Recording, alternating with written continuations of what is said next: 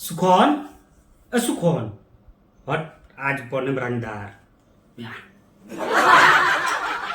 तो दोस्तों रंगदार बनने का कारण एक ये है कि खेसारी भैया का गाना आ रहा है, उसका पोस्टर लॉन्च किया गया है, 9 गोली मारम न थुनिए पर।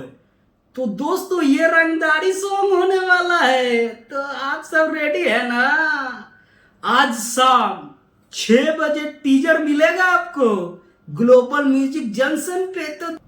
तो दोस्तों आपको मैं बता दूं कि ये गाना लिखे हुए हैं प्रिंस प्रियदर्शी जी और म्यूजिक भी दिए हैं प्रियांशु सिंह जी। तो तरकता भरकता तो नजर आ ही रहा है, क्योंकि ये फोटो पहले से ही वायरल चल रहा था।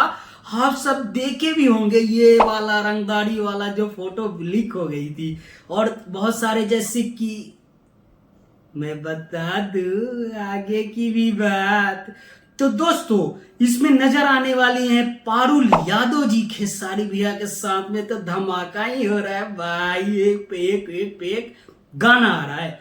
और इसमें फीमेल सिंगर की बात करें तो सृष्टि भारती जी इसमें गाना गाई हुई है, और ये गाना रंगदारों के लिए है भाई। तो दोस्तों आज शाम टीजर देखना ना भूले, और कल इस गाने को लॉन्च किया जाएगा सुबह 6:30 बजे।